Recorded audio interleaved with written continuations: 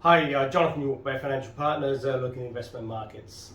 US market still continues to grapple with this rising inflation. You just had the latest data coming out there, put it at 8.6 year on year, which was the highest rate for 40 years.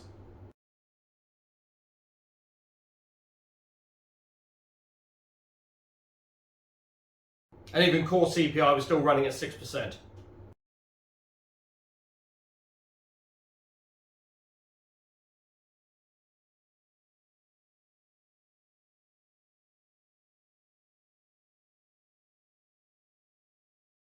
Now that's prompted many now to view that the Fed now will hike rates, not by 50 basis points, but by 75 basis points, which again will be one of the largest rises we've seen over the last 20 odd years.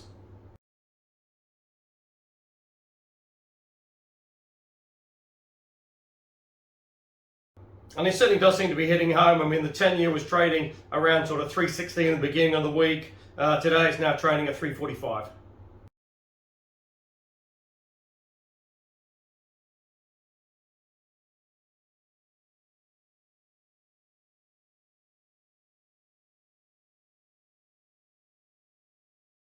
Now, these rising interest rates having a pretty major impact on mortgage rates. A year ago, you could get a 30-year rate around sort of 315, 320.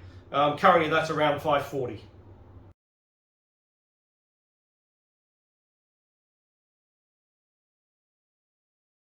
With this rising inflation, it is having a sort of a drag on the economy, but also as well, obviously, equity is getting hit pretty hard.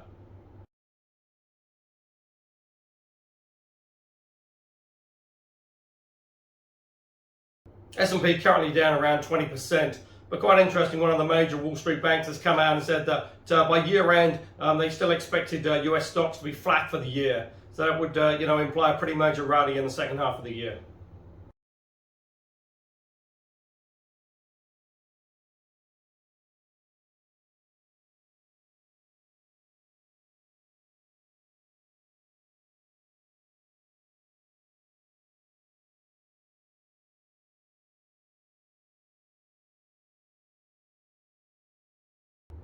So certainly will be pretty interesting to see what does happen after the Fed meeting, but more so as well on their guidance going forward.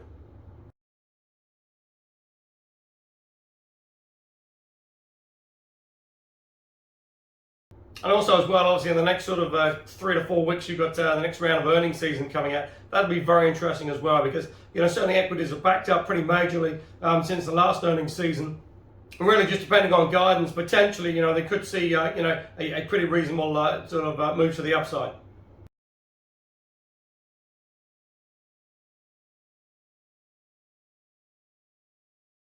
Against this backdrop, obviously, you've still got COVID in the US, but also as well, obviously, you've still got the disruption from the Ukraine-Russian war.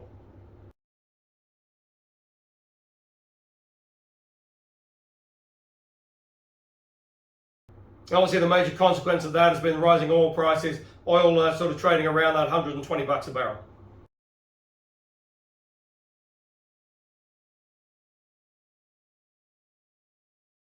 Interesting as well, a report came out this week that since the Ukraine-Russian war started, Russia has taken in just under $100 billion from its oil exports.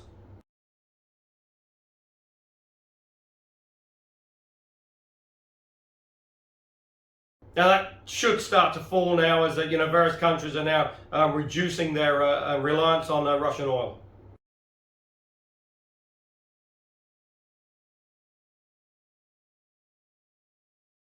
Similar story in the UK as well. Still rampant inflation out there. Bank of England looking like they're going to have to increase interest rates again. And it's really just going to be interesting to see how it does sort of play through because, certainly with many of these central banks, but just by raising interest rates, that's not going to sort of do much to the oil price or also food prices as well.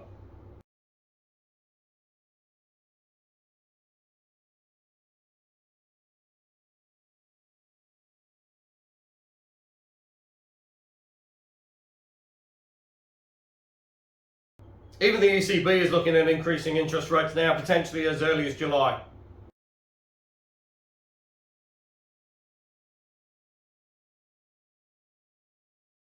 Now they've been the real sort of laggard over the last sort of 3 to 6 months, really not talking much about raising interest rates as the fight against inflation.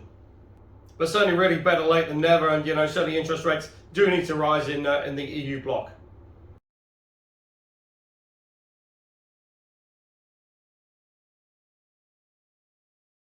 Now in Australia, the RBA increased interest rates and potentially will have another 1 or 2 hikes to come.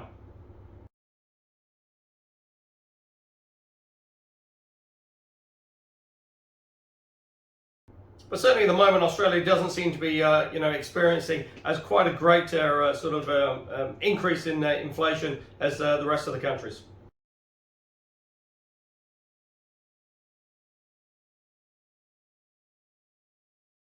Indeed, Australia facing its own little issues now with power as well. Potentially the sort of demand out there is exceeding the amount of supply coming through on the national grid. Some warnings about sort of conserving power.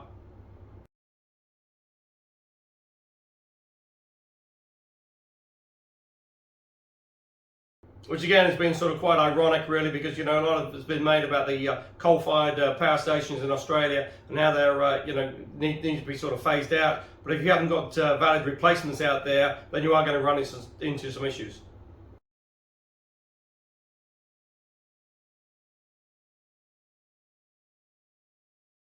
Now here in New Zealand, most analysts expect the RBNZ to increase interest rates again, although it's starting to have its impact now on house prices. They're starting to fall really quite dramatically across the country.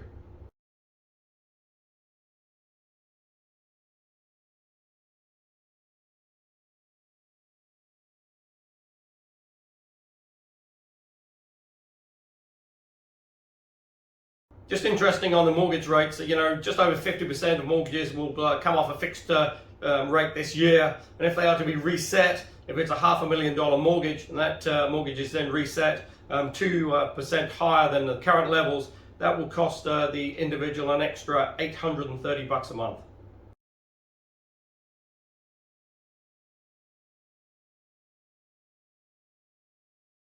So it obviously has a pretty major impact on the discretionary spend out there from the New Zealand economy.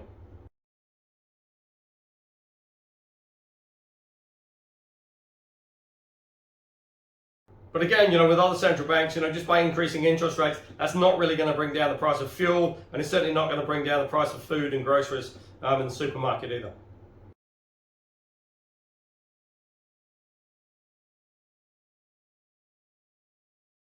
Now, on the plus side for the economy, certainly ski bookings appear to be up so pretty dramatically from Australia. Globally, still down a little bit, but gradually it's starting to pick itself up.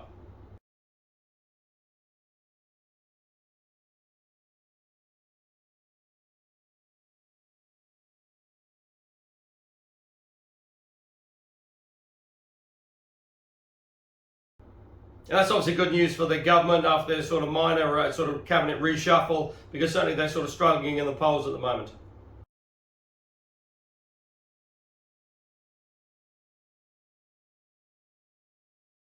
In the fixed interest space, ASB, the latest offering out there, got a 5-year reset. Rate looks to be around sort of 5.24.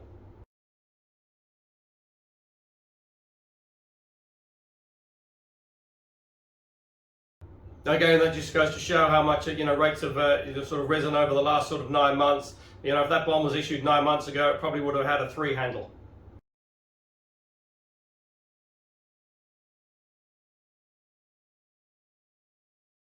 Also, as well, getting close to be checking those KiwiSaver balances just to make sure you get the maximum government contribution.